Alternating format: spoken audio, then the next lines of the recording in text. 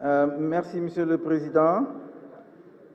Assalamu alaikum, Monsieur le ministre Manglin ainsi que vos collaborateurs.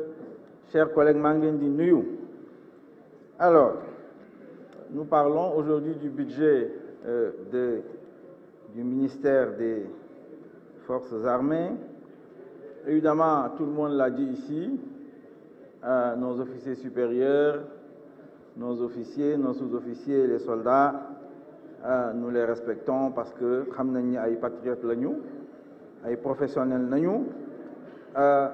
Évidemment, loolu moom ànd naa ci xam naa ko ndax man colonel colonel Abdoulaye Traoré moo ma yar ak ñoom général Idrissa Fall, Muntaka Diallo c'est mon grand frère, le général Boubacar Wane c'est mon ami. Donc je connais bien l'armée. Pour autant, on a quelques inquiétudes. Si ces dernières années, le débat sur le budget de l'armée n'était pas aussi vif, mais on a quelques inquiétudes. Très clairement, lorsqu'on entend 45 milliards comme ça au ministère de l'Environnement pour acheter des armes avec une personnalité peu recommandable, évidemment, suñu xel day tey, c'est normal. ñaareel bi, Monsieur le ministre, on a eu une information qui nous a rattrapé parce que le président a acheté un avion et c'était dans le budget du ministère des Forces armées.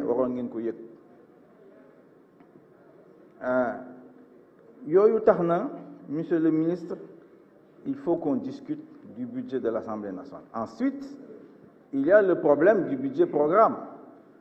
Parce que en commission, budget programme dafa laaj ay indicateurs de performance. Quand je vois votre programme défense du territoire, il y a une façon indicateur pour mesurer la performance de l'armée dans ce domaine-là. Alors, on est là dans une sorte de zone grise, parce qu'il y a un budget programme. Donc le ministère des Forces armées. Nécessairement, il faut qu'on discute de cela. Ensuite, il y a quand même ce problème du secret défense. Mandiap Pape Ali ne va pas être en prison.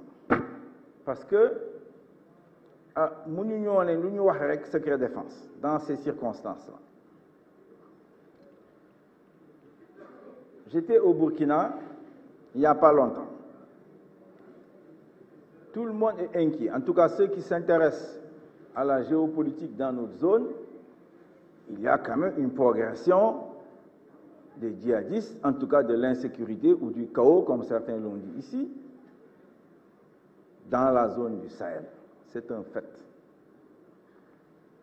Lu am la kon nag foog ñu waxtaan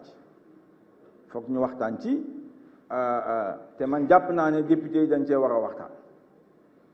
Mënuñu député yi waruñu waxtaan monnaie parce que c'est compliqué, waxoon naa ko fi léegi sécurité waruñu cee waxtaan. Non, député waruñu ko tënk di ko wax ne yow ay doléances. En fait, ce ne sont pas des doléances suñu fi wax man lu déglu naa bu baax dañuy fàttali gouvernement loo xam ne war na koo xam.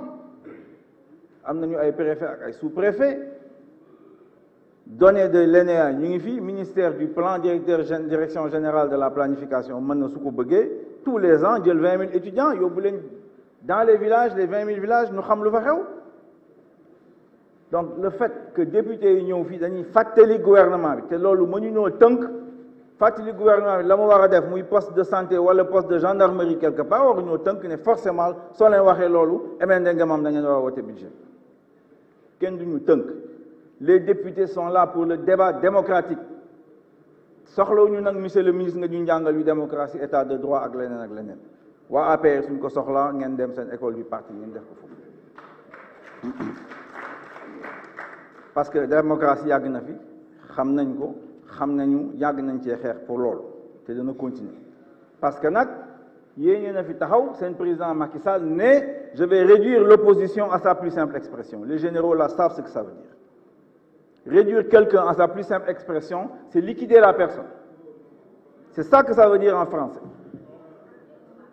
te acte yam fi posé yëpp ñun loolu la ñu gis loolu la ñu gëm loolu la ñu gis loolu la ñu gëm kon nag suñu démocratie bi moom moomu ko duñu ko yàqal léegi nag la stabilité elle est importante pour l'économie évidemment on est d'accord là-dessus démb bërki démb amoon na benn le chef des cadres de l'APR dégg naa il a 3000 cadres là nañu jóg nañu yeewu commencé liggéey naa leen jox sax ay sujets ñu liggéey ci nee na que man dama juum parce que ñoom seen liggéey c'est de créer les conditions pour que l'investissement directeur étranger ñëw fi parce que dama ne l'objectif de l'économie c'est l'emploi et ça passe par l'industrialisation loolu laa gëm moom laay bind moom laay xeex bés bu nekk mu ne nag dama juum ci loolu jàpp naa ne xamul la ma wax mooy lan am ko bëgg a leeral jaar ci stabilité ak sécurité c'est important effectivement pour créer les conditions encore que les compagnies pétrolières investissent en temps de guerre dama ne industrialisation mënoo yow defar sa kër ani fa ndox ak électricité nettoyer ko wut télévision toog foofu suba ba ngoon ne da ngay wut jabar doo ko am ça ne suffit pas soo bëggee jabar da nga koy dem wuti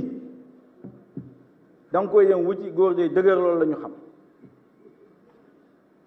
da nga koy wuti c'est la même chose pour l'industrialisation ñoom lu ñuy wax ni on l'a fait depuis 40 ans doing business bu ñu doon wax fii yàgg naa leen wax ne ça ne vaut rien comme indicateur Banque mondiale dellu nañu ginnaaw au moins eux ils croient à l'expérimentation et à l'esprit scientifique mais on l'a expérimenté on sait très bien que ça ne marche pas donc loo leen di def mënul jur système boo xam ne vous allez sortir des 10% d'emplois que vous créez chaque année loolu mooy sama kaddu bés bu nekk loolu laa bëgg ñu xam stabilité sécurité soxna.